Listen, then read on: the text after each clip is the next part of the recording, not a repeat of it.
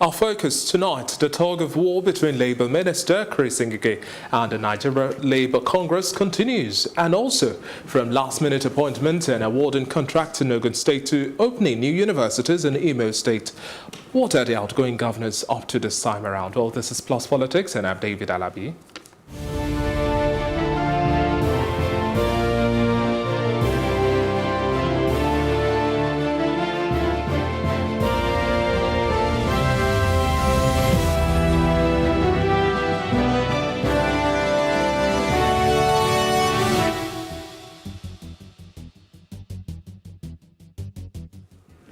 Now, the NLC and the Minister of Labour have called themselves names over Dr. Ngige's insistence that ex-Labour leader Frank Kokori will not be allowed to head the Nigeria Social Insurance Trust Fund. And joining me in our Lagos studio, we have Martin Slumber, a political analyst in our studio. Thank you very much for joining us. A pleasure. We also to have be here. Rahman Adebi, the chairman of Liberation Movement. Good evening, gentlemen. Thank you very much. Now, this back and forth once again has come up, and we are seeing differences and stance of both Labour as well as the Labour Minister, and so far it has been on the issue of the leadership of the Nigeria Social Insurance Trust Fund, and Kokori's name is the factor raising its head here. What do you make of this back and forth so far?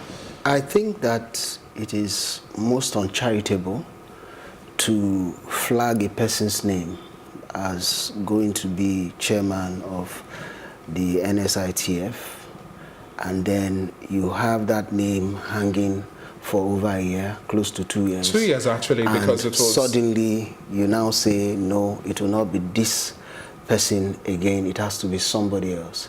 And to my mind, that treatment is very, very unfair to the individual concerned. Frank Kokori has been, if you like, a prominent Labour leader in Nigeria.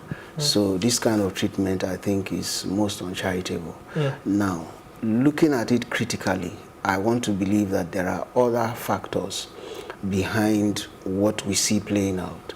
I want to believe that there is no minister that has the ability, or if you like, the capacity to act outside of what the appointing head, by that I mean the presidency, dictates to him. Well, so, let me correct you on that. Okay. The first appointment, naming Kokori, was done by the Vice President, Yemi Oshibajo. But deciding last month now to go on with the board, the name Kokori was removed, and that had the backing of President Muhammadu Buhari. That's according to the Minister of Labour. That's exactly what I'm saying, which is that it is not possible for the minister to, on his own, appoint, or if you like, remove. That's precisely what I'm saying.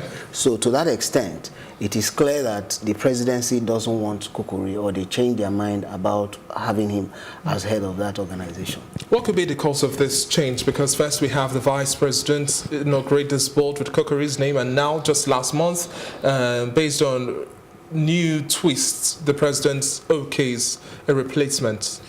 That's part of the challenge I have with this government: inconsistency. Inconsistency, because the VP, if you note very clearly, majority of the duties that was done by the acting president while Mr. President was not around the country then, while he was on medical leave or vacation or tourism, was being upturned by the president when he returned. And that, bring about a lot of suspicion. And then the Minister of Labour, Dr. Mr Ngige, in the middle of it now, as if you read through the reports of this particular case, has put a lot of intertwine in between, stalling for for a number of games has come up in this twist, and it's not good for an human being's life to be joked with in that manner. This has been 2 years. And you see, he will come to equity, must come with clean hands. And if you know that the man is not fit and proper to head, why did you name me this personality in the first instance? Then two, after naming, why did it take a long time to decide otherwise? When they said they did the screening, Ayuba Baba was saying that if they invited them for security screening, that to the best of his knowledge, they were not invited. But the question here is, why take a long time? We have other boards that have been appointed, have been screened, and have gone through. Why this one in particular?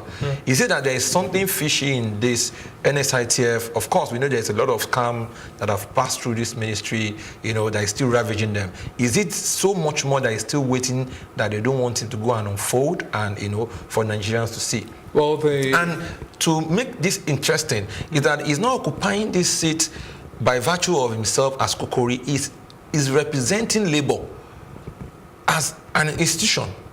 So I don't know why they are having it difficult having him there, because there's no way they're still going to have a Labour man there, because that is what the Constitution prescribes. The response from Dr. Chris Ngige says that the NLC's insistence on Kokori was to allow, or is to allow, for corruption at the NSITF, and he also said that Ayuba Waba is yet to explain to Nigerians his ominous silence over the pillage of NSITF funds to the tune of 62 billion naira when Ayuba Waba took office.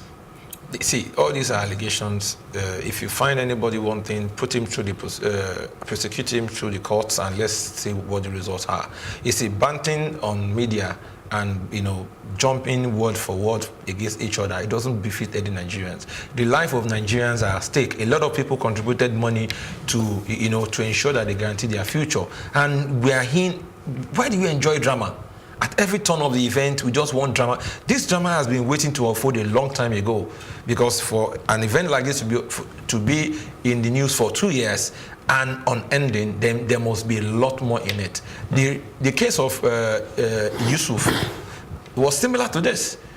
When the presidency came back, they restored him, and before you know it, the whole lead blew open, and we all saw what happened, and we all saw what has transpired. Yes, some people are saying the cabal. Where are the cabal? Name them, and let's us move forward as a nation. We are tired of all this. This nation needs to move forward. The people need to feel and get the dividend of democracy.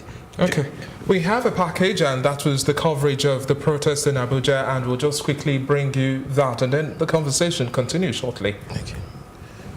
Not a single we can turn. We can break their haughty powers, gain our freedom when we learn. For the union, make us strong. Solidarity, solidarity forever.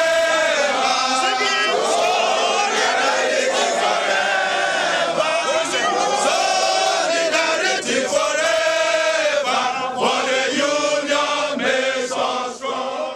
If a federal minister under a dispensation that understand the rudiment of the rule of law will then take laws into his hand, because picketing is legal. Our labor laws allow workers to picket. Our labor laws allow us to exercise our rights to protest when policies are not there. And in this instance, we are protesting when people continue to feast with our funds at the Social Insurance Trust Fund. We are not going to relent until the needful is actually done. Yes. And therefore, comrades, we are here. We are going to visit his office. Yes. Yes. We must tell him that the office does not belong to him. Yes. He is holding that office in public trust. Yes. He has no right to use or misuse that office to the benefit of himself. That office is a public office, and our political elites must realize that they are holding office in public trust. Any day that trust is broken, then certainly there is no democratic principle in place. As we speak, 2 members of NUPEC are accounted for. 2 tanker drivers that drove the tankers there, as we speak, we cannot account for them. No. And if by 6 p.m. today, if we don't see our members, nationwide action will take place as from tomorrow.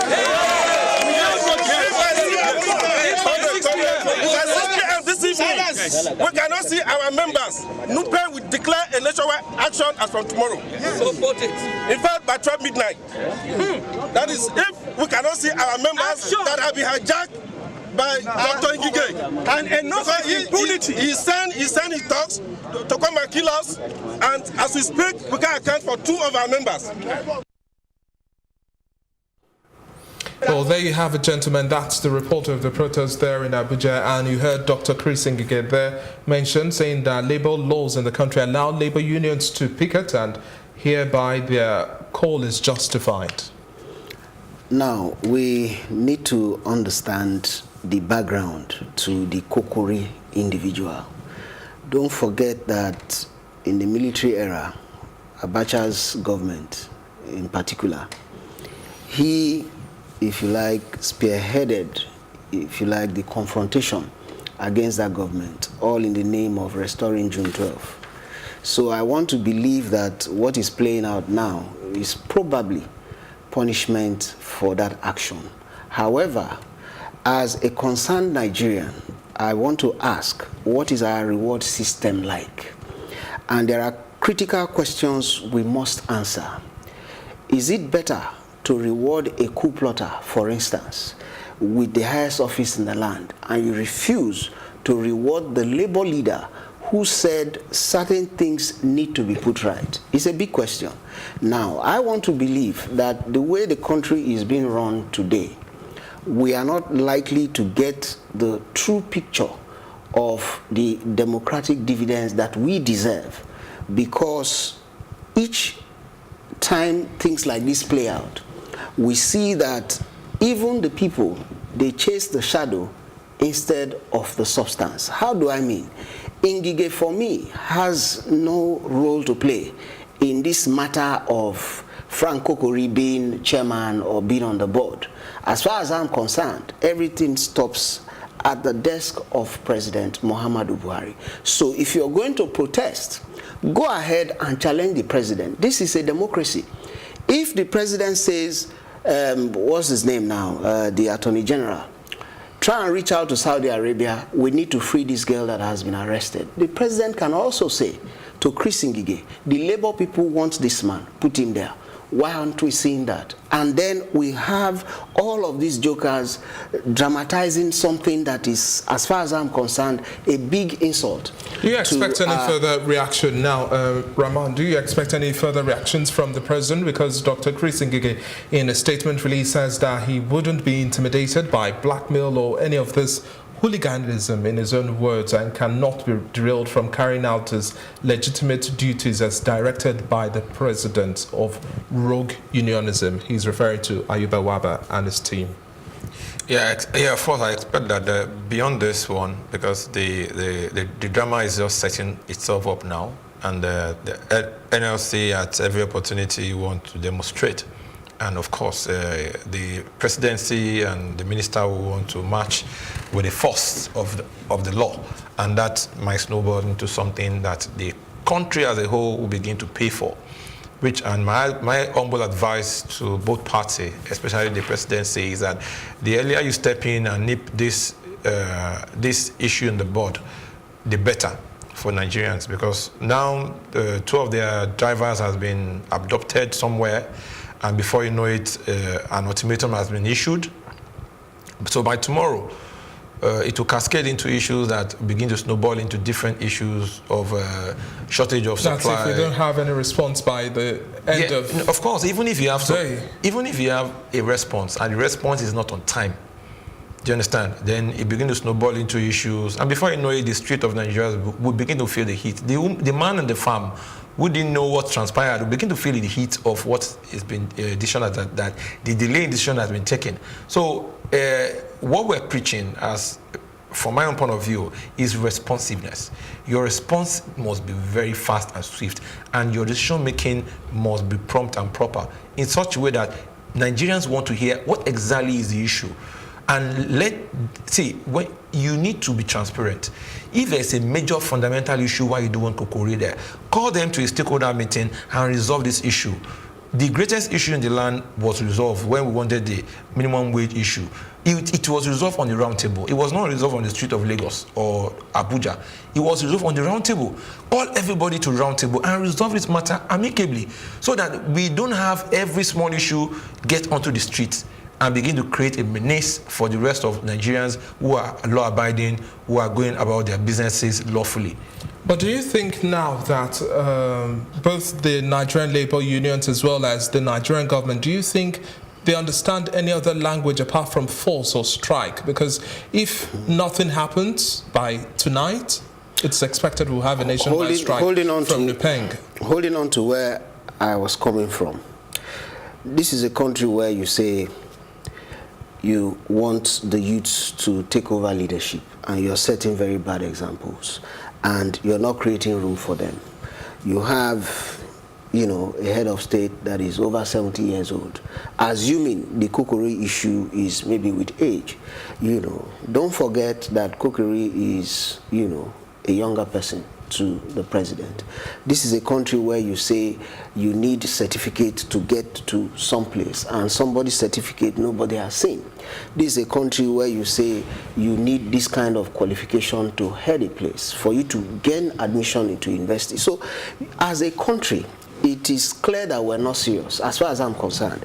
The truth of the matter from where I stand is that whether you're talking on the side of government, whether you're talking on the side of the labor unions, the crystal clear issues are being avoided. What are the issues? What is the problem with Kokori? There is really nothing wrong with him. If it is certificate, we have people that don't have certificates. And fuel in corruption. Just a minute. When you talk about corruption, which bigger corruption do you have? That brings me now to my next question to you, because if now there's a replacement, what is the person's qualification, his antecedents? How they say, how is this a saint in the picture? The Austin is serial, so they say he's a tax expert, he's an insurance expert. All of these things are neither here nor there, for the simple reason that you have a lawyer who is the head of the electricity ministry. You have what's that now, a French person who is in charge of agriculture. For goodness sake, if Kokori is a footballer and you make him chairman of that place, there's really nothing wrong with that. It's still in sync with what has become our standard practice in Nigeria. So for me, this is clear politicking. And as Nigerians, we need to challenge government at some point. You know, if we don't do that, it's just a waste of time. Now let's talk about how crucial this NSITF fund is, because we know, yes, it's an insurance premium for an insurance cover contributed by employers within both public and private sectors. But if this is somewhat of a heated pot, to what extent now would we believe when it comes to the utilization of funds here to cater for either workers or employees who die or get injured in the course of work? Because the red flags will always be raised, isn't it? Buttress and just make it clear. NSITF is a pool of fund from the employee and the employer, which is either government or private before now. Before the Pension Act now took over. But the challenge is that it's always been collecting from the employee. When it comes to the government side, it's neither there.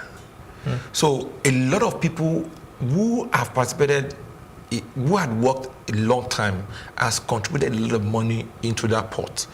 And their money is being stuck there and is being misappropriated.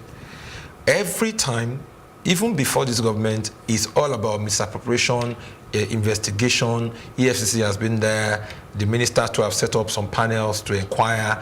They've found a lot of different amount in misappropriation of funds here and there. Some prosecutions have been carried on as we speak. Some has been concluded, some are still lingering. So the question is, this is a resource pool institution to hold forth on behalf of the people what their commonwealth is. It's not that government is the one putting the money alone by itself there. It's the people, their sweat, their added money, their naira and kobo in that pot. And government is just only adding its own remaining proportion of it to it, which is, as at the time, it was a 50-50 thing. It was 7.5 from government, 7.5 from the employee. So that's how it is. So the question is, everybody who contributes need to be represented. Government need to be represented, independent third party need to be represented to administer, which is now the governing council, which is the board. Then even the labor need to be represented as an institution to ensure that the administration, the direction, the wealth without of how to manage and move forward is channeled. But the question that we end up finding is, this money are being misappropriated by who? by the people that have been appointed to be there. By who appointed them? Government and every other person. So why don't you just do a thorough cleansing of that institution? And then when you are setting out to appoint new people there who are going to represent all the stakeholders, why don't you choose the best among them? Why do you allow such a sensitive issue that has been sensitive for a long time, that Nigerians are now waiting? And the channels of communication should be clear. You know, Nigerians are now waiting to say, okay, yes, we are now ready to breathe a life and relieve and moving forward, because it means that the management of the place between 2017 and now have no direction. They just been managing to sustain, and they've been collecting money. So the question is, who and who are going to lead? Okay. Those people have been appointed, but the question is, how well are you allowing them to function? Is the minister taking hold of that, is taking the role of the board in channeling direction to that institution? Yes or no? We need to appreciate and understand. So you're saying that as the Minister of Labour points the finger of corruption at Labour, other fingers also pointing back at him. But now let's also just wrap up this conversation now. In previous discussions we've had so far in terms of Labour and government conversations, there have been some school of thought that believe that Labour is compromised, hence does not necessarily push the agenda for welfare of Nigerian workers forthrightly. But this time around, we are seeing this twist here. Once again, do you think Labour is compromised and is just playing by its script?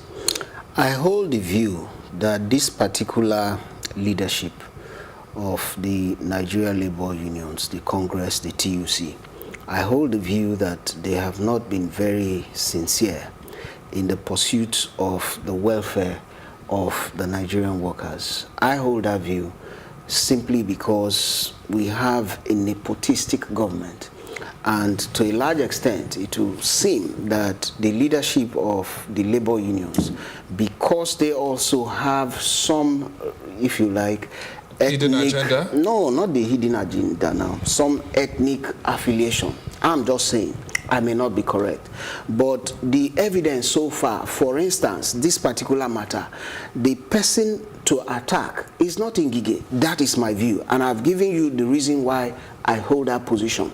Again, when you talk about subsidy, as in the previous, if you like, removal, where we had this increment in the price of petrol, you know that the labor didn't really handle it well. What am I saying? Before now, we know how all of these things used to play out. And today, all of us that are workers in the private sector, in the public, we're all suffering the heat. So by and large, the labor unions have been a disappointment to a large extent. To a large extent also, personally, I feel that they've been compromised. With this Most current twist, even what this is just shadow chasing. That's what I'm saying.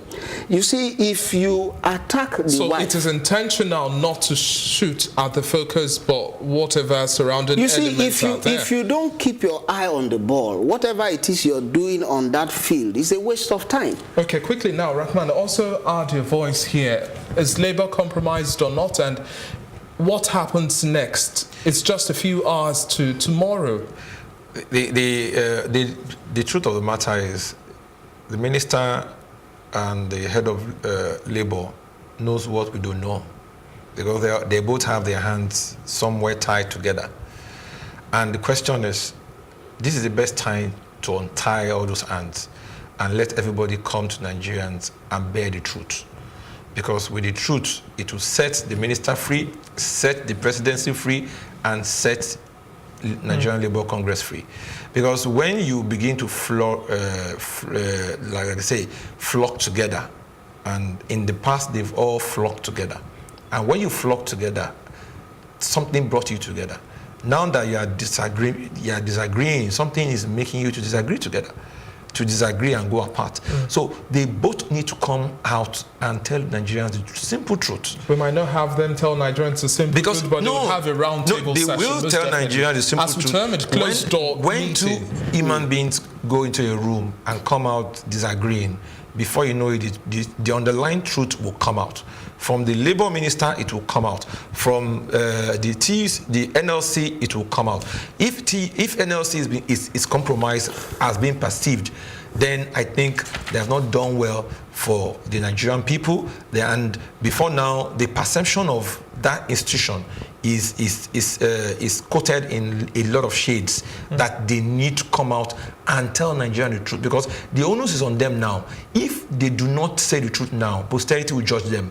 Both all the ESCO members and those of them who are fronting and chanting to say, yes, that's the demand they want there. If the cause of the fight to have Kokori there is a genuine and sincere fight, then justice and equity will prevail.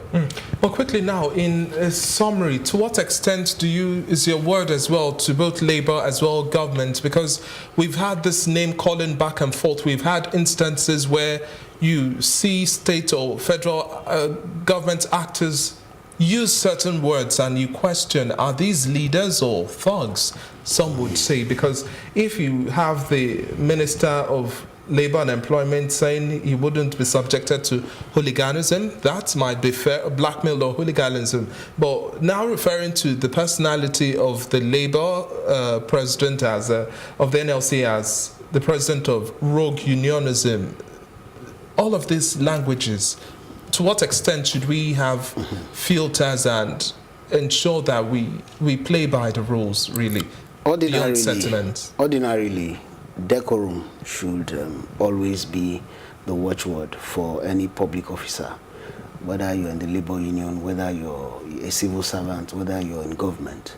However, because of the, if you like, the tension in the land, let me put it that way, a lot of frustration has crept in, and as a result, people become very careless with words. Even for those of us that come sometimes and do analysis, before you know it, the frustration also creeps in. And it is because the system is bad. The system is apparently a failure. So for us to get all of these things corrected, we have to take a holistic approach to getting these things sorted out. And we must tell ourselves the truth. We must tell ourselves the truth, most definitely, and we have to learn to watch our tongues as well. True. In every single dispensation we find ourselves, whether as the governed or by the government. True. Thank you very much for your time. It's been a pleasure speaking with you, Rahman Adebiyi, the chairman of Liberation Movement.